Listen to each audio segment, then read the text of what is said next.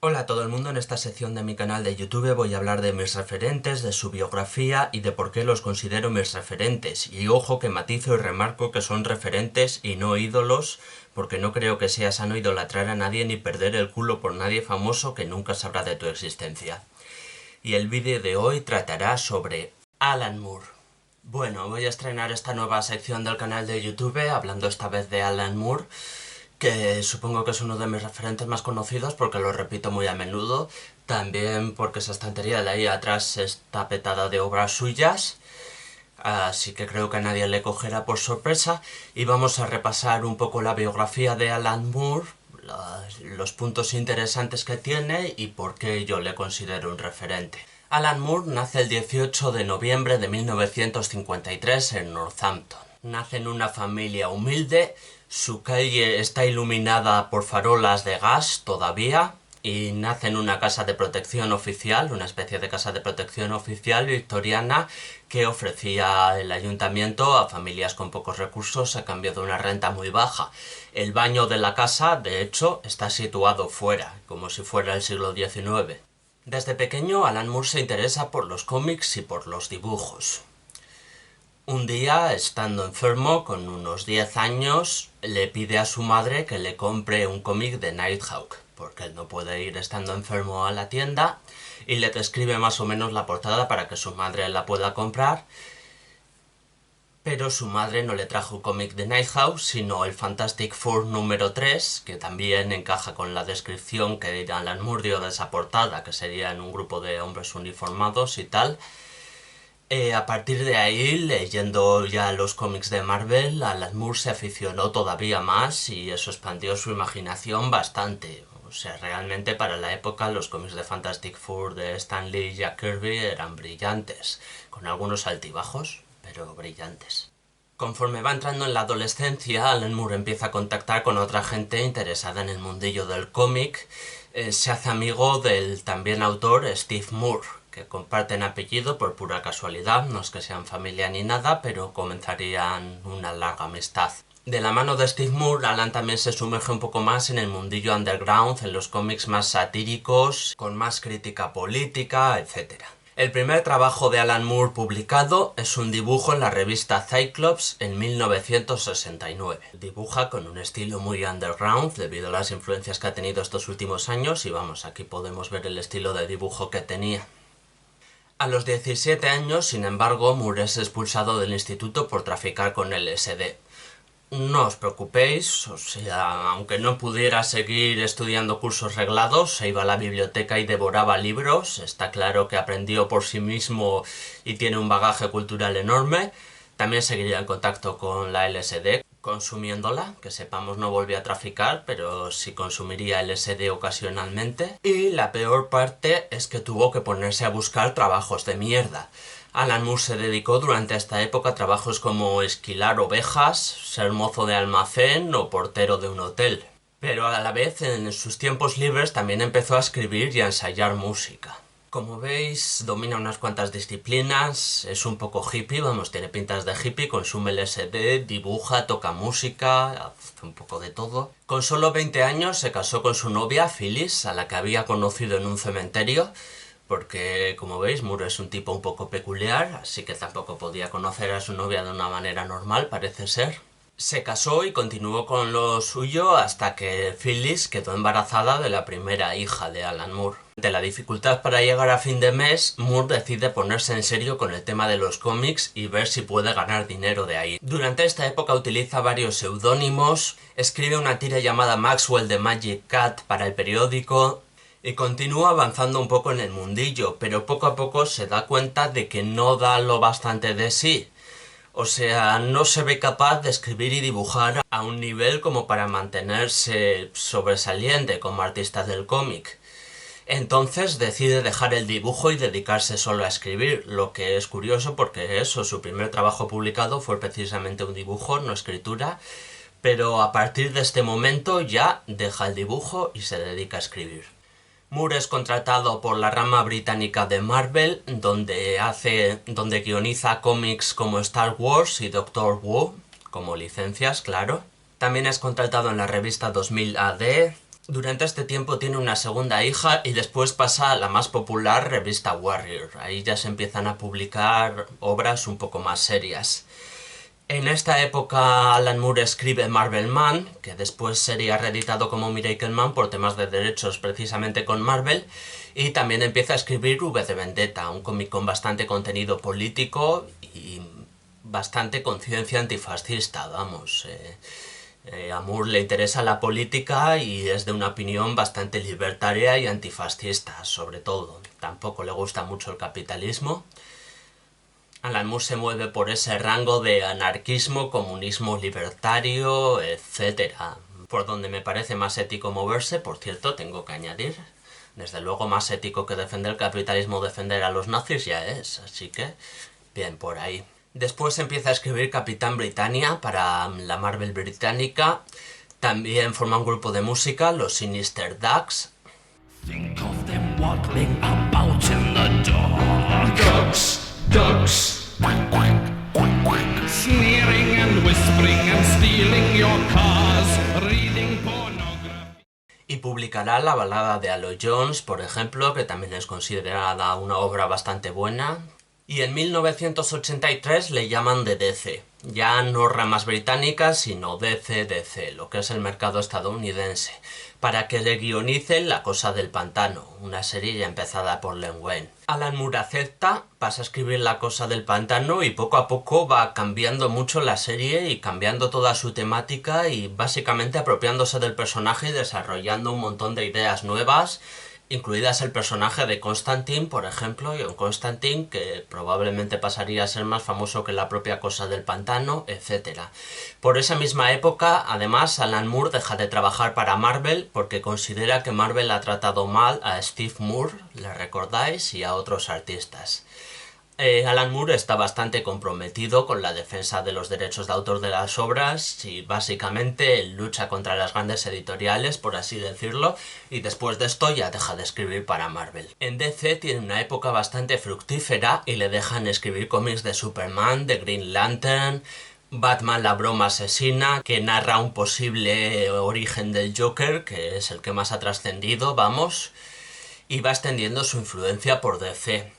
Durante esta época escribe también Watchmen, que es una obra ya mucho más compleja en la que básicamente deconstruye a los superhéroes y usando técnicas narrativas complejísimas, midiendo al milímetro cada viñeta, pues deconstruye un poco el mito de los superhéroes, los presenta como fanáticos, como locos, como fascistas, etcétera.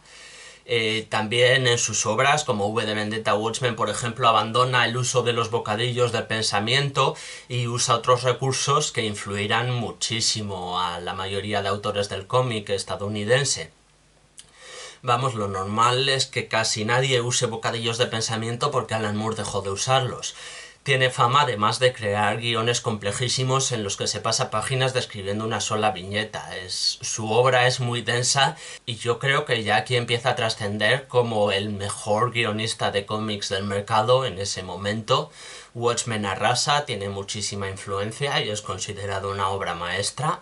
Y así seguirá, vamos, o sea, básicamente se convierte en una estrella del cómic, va planeando también el próximo maxi crossover de DC, pero por esta época Moore también tiene problemas con DC. Y de la misma forma que abandonó Marvel porque consideraba que no respetaba los derechos de sus autores, pues también abandona DC y se compromete a dejar de escribir para DC. Ya va por su cuenta y digamos que se aparta un poco de las cámaras y deja ese rollo de estrella del cómic que tenía apartado un poco de lado, un poco. Durante esta época Alan Moore tiene otros proyectos. Se dedica también a guiones de cine, a relatos cortos, empieza a trabajar en su primera novela, La Voz del Fuego. Malcolm McLaren le sugirió escribir guiones de cine y Alan Moore de hecho escribió uno, de Fashion Beast, aunque la película no llegó a realizarse, pero bueno. Empieza también el cómic From Hell, otro de sus más reconocidos. donde sigue proyectando bastante sus ideas. Alan Moore tiene ciertas ideas constantes que va dejando relucir en casi todas sus obras. Una de ellas, por ejemplo, es el universo de bloque, el concepto de universo de bloque tal y como lo concebían Einstein y Minkowski, como un continuo de 4 dimensiones, en las que el pasado y el futuro coexisten con el presente. No existe un presente absoluto y lo que ha existido y lo que existirá son parte de ese todo, que contemplado desde fuera, pues eso sería como una especie de bloque en la que el futuro y el pasado ya están escritos y no hay ninguna diferencia entre pasado, presente y futuro más que están en otro lugar de ese bloque. Esta idea la saca a relucir en muchísimas de sus obras, en casi todas las importantes, vamos, diría yo, y en algunas de las no importantes. Durante esta época también funda la editorial Math Love. En lo personal, en esta época Alan Moore está inmerso en un trío amoroso con su esposa Phyllis y con un amante en común. O sea, forman una relación de trío, no de pareja. Moore se compromete bastante en la lucha por los derechos del colectivo LGTB y funda la editorial Math Love, más que nada como idea inicial para que los beneficios de su primer proyecto en esta editorial los pueda donar directamente a asociaciones LGTB. Y eso es lo que hace, vamos, crea la editorial básicamente para eso, para poder donar todos los beneficios de la obra, aunque luego parece que planea sacarle un poco más de provecho. Sin embargo, esto no sale bien. La editorial se termina hundiendo, a la vez la esposa de Moore y su amante mutua deciden quedarse ellas dos solas y abandonar a Moore, y bueno, durante esta época pues básicamente está al borde de la ruina económica otra vez. Moore empezará a escribir para Taboo, conocerá también a Melinda Gavey, la que será en el futuro su segunda esposa, y después pasa a escribir a Image, un editorial de cómics que sorprende un poco a la gente, porque, bueno, básicamente Image tiene fama de estar un poco más atrás de Marvel y de DC y también de hacer cómics demasiado simples, ¿no? Demasiado centrados en la fórmula músculos, tetas, tiros, violencia, y como que tienen fama de ser bastante planos los cómics de Image. Moore hace trabajos más planos de lo habitual, la verdad, pero sigue haciendo obras complejas, vamos, eso está claro, sigue escribiendo obras complejas de las que le gustan a él, y en Image hay muchos cómics también decentes. La mala fama que tiene está mayormente injustificada porque realmente hay cómics malos, pero también bastante buenos. Cuando cumple 40 años, en 1993, Moore decide declararse mago. Mago en el sentido de invocar a dioses y en el sentido de investigar corrientes místicas y viajar con su imaginación por otros planos y demás. Un concepto bastante extraño de magia que, bueno, no puede producir cambios en el mundo físico propiamente dicho, pero tiene conceptos muy extraños y realmente al empezar a interesarse por esto desarrolla toda una serie de ideas filosóficas que también son compatibles con todos sus conocimientos anteriores sobre física, sobre el universo de bloque este del que hablábamos, etc. De hecho, un año después de hacerse mago, Alan Moore declarará haber invocado al dios egipcio Glycon, el dios serpiente, y haber estado hablando con él durante un tiempo. Todo esto sin LSD, ¿eh? Hemos mencionado antes que Alan Moore consumía alucinógenos, pero esta parte la hace sin alucinógenos. Después de esto forma el Gran Teatro Egipcio de las Maravillas de la Serpiente y de la Luna, donde empieza a hacer obras de teatro, algunas bastante sobresalientes, la verdad que son la hostia, como el Amnios Natal o Serpientes y Escaleras, recomendadísimas. También publica finalmente su primera novela, La Voz del Fuego, y sigue escribiendo unas cuantas cosillas para Image. Ya a finales de los 90, y gracias a su amistad con Jim Lee, que era el dueño de Wildstorm por aquel entonces, decide fundar un nuevo sello de cómics llamado ABC Comics, que será un subsello dentro de la editorial Wildstorm. Para esto crea una serie de cómics como La Liga de los Caballeros Extraordinarios, que consiste en juntar personajes de la ficción conocidos y hacer una especie de pastiche. Promethea, que es una de mis obras favoritas y es un cómic en el que explica un poco su relación con la magia y tal. Tom Strong, que va sobre un superhéroe pulp. Y Tomorrow Stories, que cuenta con diversos cómics más pequeños, algunos de humor, otros homenaje a Will Eisner, etc. Cuando ya tiene el proyecto bastante en marcha y ha avisado a todos los dibujantes y demás y están a punto de empezar con el proyecto, DC compra Wildstorm. lo que significa que DC también compra por defecto ABC Comics y que Alan Moore tiene que volver a trabajar para DC a pesar de que juró no hacerlo. Finalmente acepta trabajar para DC por el compromiso con sus amigos, claro, por después de haber contratado a los dibujantes y todo y de que empezaran a crear, no decirles oye que ya no quiere hacer esto, sino que ya era demasiado tarde para echarse atrás sin causar ningún percance, así que Moore se resigna y vuelve a escribir para DC, aunque sea de forma muy indirecta. Durante esta época, por cierto, también se hacen muchas adaptaciones de sus cómics al cine. La Cosa del Pantano, basada parcialmente en su obra, ya se había hecho, pero durante esta época llega Constantine, La Liga de los Caballeros Extraordinarios, From Hell. Todas ellas son productos muy flojos en comparación al producto original y algunas directamente son una puta mierda.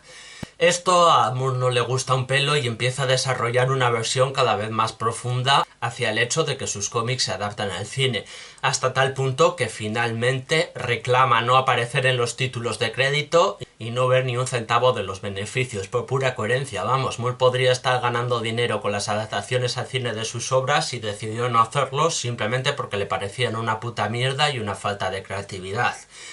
Así que conforme siguen llegando adaptaciones como Watchmen o V de Vendetta, Moore se desentiende totalmente de ellas y las considera una puta mierda desde antes incluso de que se estrenen y no quiere tener nada que ver con ellas. Esta coherencia, la verdad, que yo creo que se agradece, por lo menos no es hipócrita en ese aspecto, en absoluto. Poco a poco, Alan Moore va cerrando sus series en ABC Comics, se lleva también la Liga de los Caballeros Extraordinarios a otro sitio, que será la que más continúe.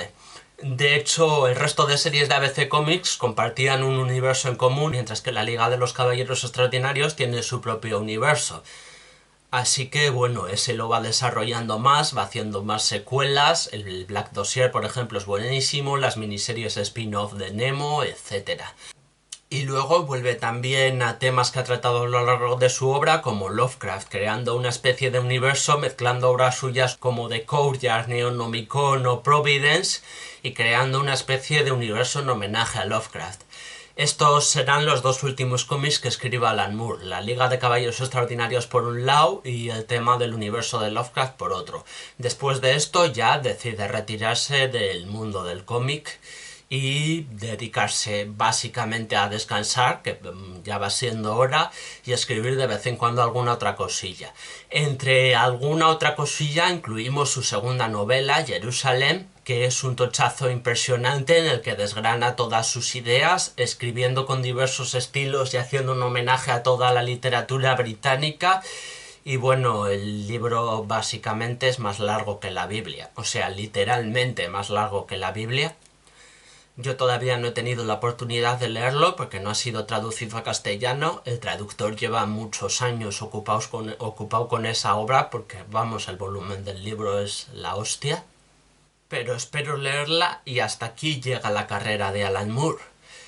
Entonces, yo le considero mi escritor favorito, le considero también una persona muy coherente con sus principios, con unos principios muy respetables. Alguien que ha luchado contra la homofobia, que ha denunciado el fascismo, que ha luchado contra la tiranía de las grandes multinacionales y por los derechos de autores y trabajadores. Y entonces es una persona que admiro bastante. Y su figura es bastante conocida, pero realmente no mucho. De hecho, como decía, por el tema de no querer aparecer en los créditos de sus adaptaciones al cine, pues igual algunas de las películas que se han hecho sobre sus cómics son más conocidas que el propio Alan Moore, y casi todo el mundo ha oído hablar de V de Vendetta, de Watchmen, que ahora HBO va a sacar otra serie para disgusto del pobre Moore, o de la Liga de los Caballeros Extraordinarios. Así que eso, yo creo que Alan Moore merece bastante importancia. Y a los 60 y pico años que tiene ahora, pues espero que todavía siga escribiendo unas cuantas obras más, aunque ya haya aclarado que no vayan a ser cómics, pero espero poder seguir disfrutando de este autor, la verdad. Y eso, más o menos así será la sección de referentes que no ídolos. Si tenéis algún comentario sobre Alan Moore o sobre esta serie de vídeos o sobre el canal de YouTube o sobre mí en general, pues podéis dejarlo ahí abajo. También podéis suscribiros, activar las notificaciones, o si no queréis no lo hagáis. Yo qué sé, haced lo que queráis.